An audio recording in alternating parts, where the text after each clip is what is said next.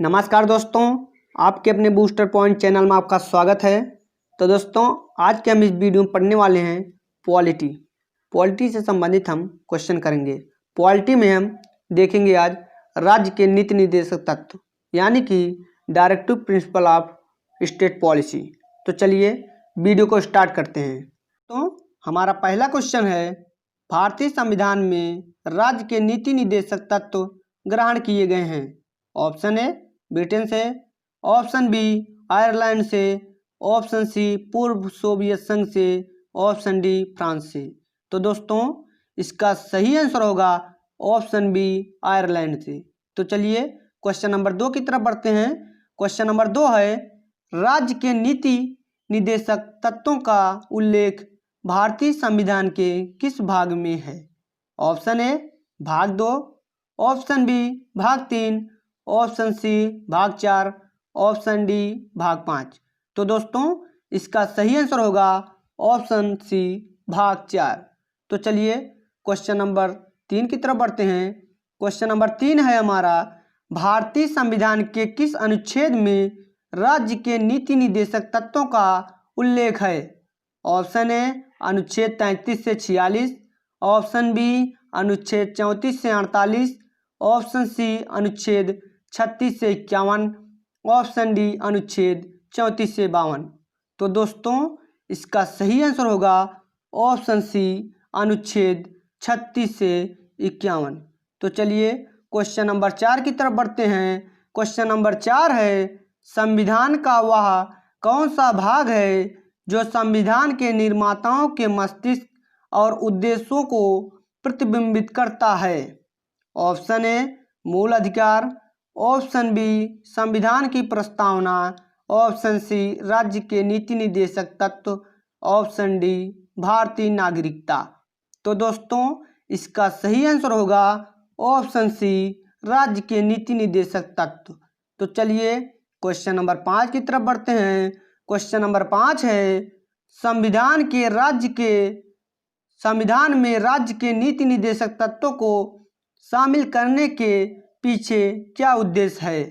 Option A राजनीतिक लोकतंत्र की स्थापना, ऑप्शन बी सामाजिक लोकतंत्र की स्थापना, ऑप्शन सी सामाजिक आर्थिक लोकतंत्र की स्थापना, ऑप्शन डी गांधीवादी आदर्शों के अनुरूप लोकतंत्र की स्थापना।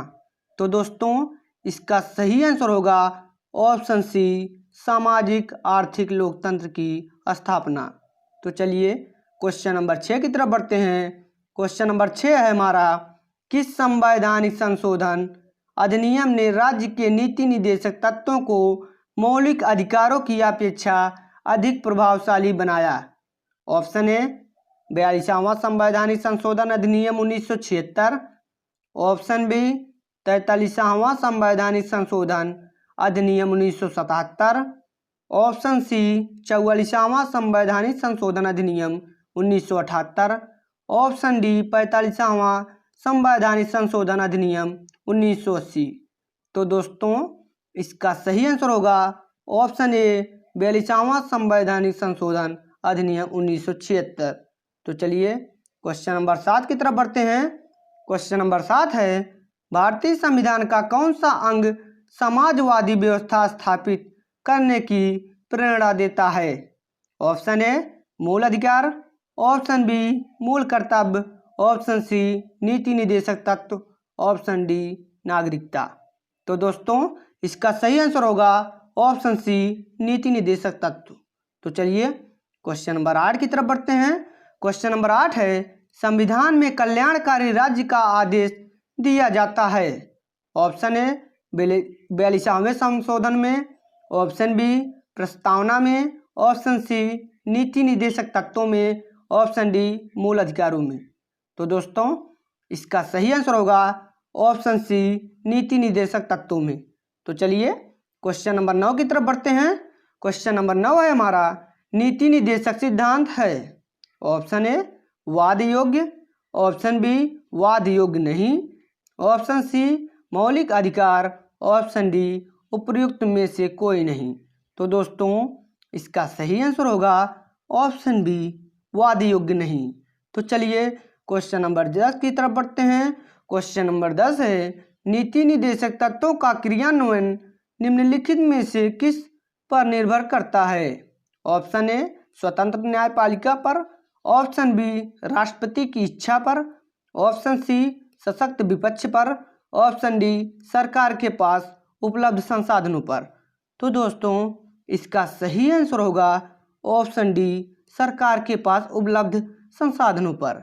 तो चलिए क्वेश्चन नंबर 11 की तरफ बढ़ते हैं। क्वेश्चन नंबर 11 है, मौलिक अधिकार एवं राज्य के नीति निदेशक तत्वों के विषय में कौन सा कथन सही है? ऑप्शन ए वे एक दूसरे के पूरक हैं, ऑप्शन बी वे परस्पर विरोधी हैं, ऑप्शन सी उन दोनों में कोई अंतर नहीं है, ऑप्शन डी वे दोनों वाद योग्य हैं। तो दोस्तों इसका सही आंसर होगा ऑप्शन ए वे एक दूसरे के पूरक हैं। तो चलिए क्वेश्चन नंबर 12 की तरफ बढ़ते हैं। क्वेश्चन नंबर 12 है, एक कल्याणकारी राज्य के निर्देश आदर्श वर्णित हैं। ऑप्शन ए राज्य के नीति निदेशक तत्व में, ऑप्शन बी मौलिक अधिकारों के अध्याय में, ऑप्शन सी संविधान की 7वीं अनुसूची में, ऑप्शन डी संविधान की प्रस्तावना में। तो दोस्तों इसका सही आंसर होगा ऑप्शन ए राज्य के नीति निदेशक तत्व में। तो चलिए क्वेश्चन नंबर 13 की तरफ बढ़ते हैं। क्वेश्चन नंबर 13 है, नीति निदेशक तत्व को कार्यान्वित करने के लिए क्या मूल अधिकारों का हनन हो सकता है? ऑप्शन ए हाँ, ऑप्शन बी कुछ का, ऑप्शन सी नहीं, ऑप्शन डी विवादग्रस्त है। तो दोस्तों इसका सही आंसर होगा ऑप्शन बी कुछ का। तो चलिए क्वेश्चन नंबर 14 की तरफ बढ़ते हैं।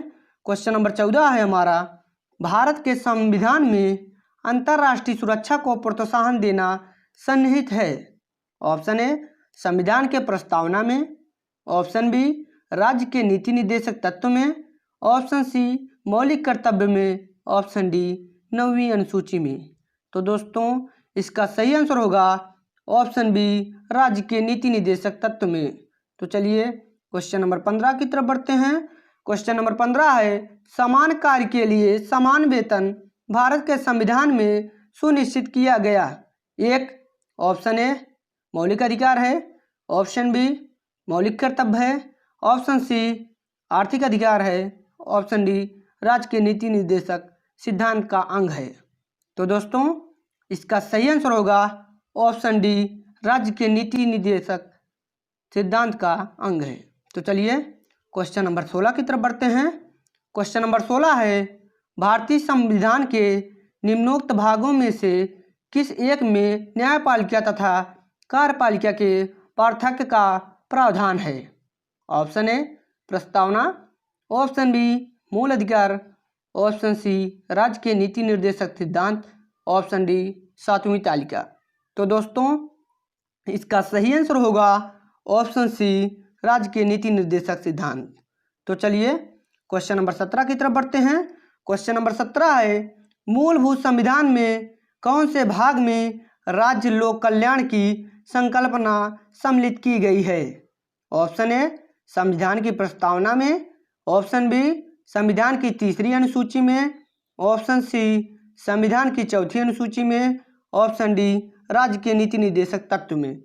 तो दोस्तों इसका सही आंसर होगा ऑप्शन डी राज्य के नीति निर्देशक तत्व में। तो चलिए क्वेश्चन नंबर 18 की तरफ बढ़ते हैं। क्वेश्चन नंबर 18 है, संविधान का कौन सा अंश भारत के नागरिकों को आर्थिक न्याय प्रदान करने का संकेत करता है? ऑप्शन ए है राज्य के नीति निर्देशक तत्व, ऑप्शन बी मौलिक अधिकार, ऑप्शन सी प्रस्तावना, ऑप्शन डी उपर्युक्त सभी। तो दोस्तों इसका सही आंसर होगा ऑप्शन ए राज्य के नीति निर्देशक तत्व। तो चलिए क्वेश्चन नंबर 19 की तरफ बढ़ते हैं। हमारा क्वेश्चन नंबर 19 है, निम्नांकित में से कौन सा राज्य नीति का नीति निर्देशक सिद्धांत नहीं है?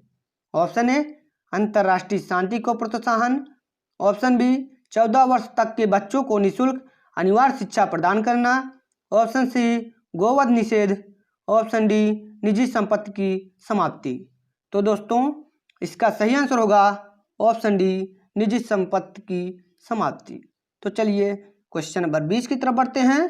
क्वेश्चन नंबर 20 है, भारत के किस राज्य में समान नागरिक संहिता लागू है? Option A Meghalaya, option B Kerala, option C Haryana, option D Goa. तो दोस्तों इसका सही आंसर होगा ऑप्शन डी गोवा। तो चलिए क्वेश्चन नंबर 21 की तरफ बढ़ते हैं।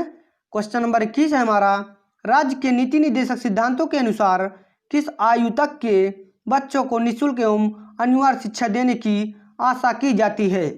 ऑप्शन ए 14 वर्ष, ऑप्शन बी 15 वर्ष, ऑप्शन सी 16 वर्ष, ऑप्शन डी 18 वर्ष। तो दोस्तों इसका सही आंसर होगा ऑप्शन ए 14 वर्ष। तो चलिए क्वेश्चन नंबर 22 की तरफ बढ़ते हैं। क्वेश्चन नंबर 22 है, समान न्याय और निःशुल्क विधि सहायता का प्रावधान संविधान के किस अनुच्छेद में है? ऑप्शन ए अनुच्छेद 39, ऑप्शन बी अनुच्छेद 39 ए, ऑप्शन सी अनुच्छेद 40, ऑप्शन डी अनुच्छेद 44। तो इसका सही आंसर होगा ऑप्शन बी अनुच्छेद 39 ए। तो चलिए क्वेश्चन नंबर 23 की तरफ बढ़ते हैं। क्वेश्चन नंबर 23 है, भारतीय नागरिकों के लिए एक समान सिविल संहिता प्राप्त करने की बात कही गई है? ऑप्शन ए अनुच्छेद 40, ऑप्शन बी अनुच्छेद 44, ऑप्शन सी अनुच्छेद 45, ऑप्शन डी अनुच्छेद 48 का। तो दोस्तों इसका सही आंसर होगा ऑप्शन बी अनुच्छेद 44। तो चलिए क्वेश्चन नंबर 24 की तरफ बढ़ते हैं। क्वेश्चन नंबर 24 है, संविधान के किस अनुच्छेद में न्यायपालिका का कार्यपालिका से पृथक्करण का उल्लेख किया गया है? ऑप्शन ए अनुच्छेद 45, ऑप्शन बी अनुच्छेद 46, ऑप्शन सी अनुच्छेद 58, ऑप्शन डी अनुच्छेद 50। तो दोस्तों इसका सही आंसर होगा ऑप्शन डी अनुच्छेद 50। तो चलिए क्वेश्चन नंबर 25 की तरफ बढ़ते हैं।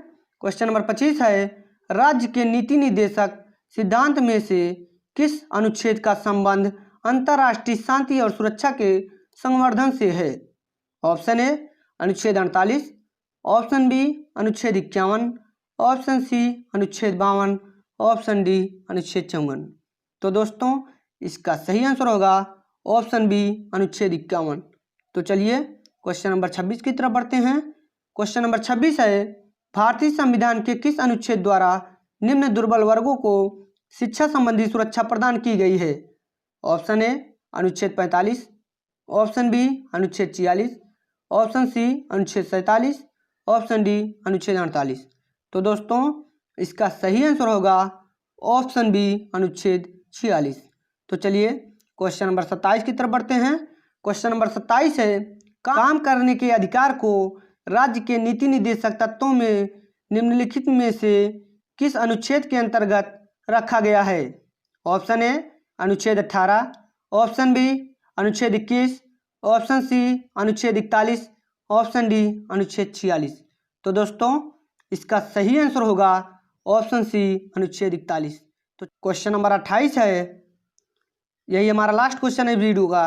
इनमें से कौन राज्य के नीति निर्देशक सिद्धांतों में सम्मिलित नहीं है? ऑप्शन ए मद्य निषेध, ऑप्शन बी काम का अधिकार, ऑप्शन सी समान कार्य हेतु समान वेतन, ऑप्शन डी सूचना का अधिकार। तो दोस्तों इसका सही आंसर होगा ऑप्शन डी सूचना का अधिकार। तो आई होप दोस्तों आपको ये वीडियो जरूर समझ में आया होगा। अगर आपको वीडियो समझ में आया है तो प्लीज़ चैनल को सब्सक्राइब करना, लाइक करना, कमेंट करना और शेयर करना मत भूलना। तो दोस्तों इसी वीडियो के साथ हम इन करते हैं, मिलते हैं नेक्स्ट वीडियो में। तब तक के लिए जय हिंद, जय भारत।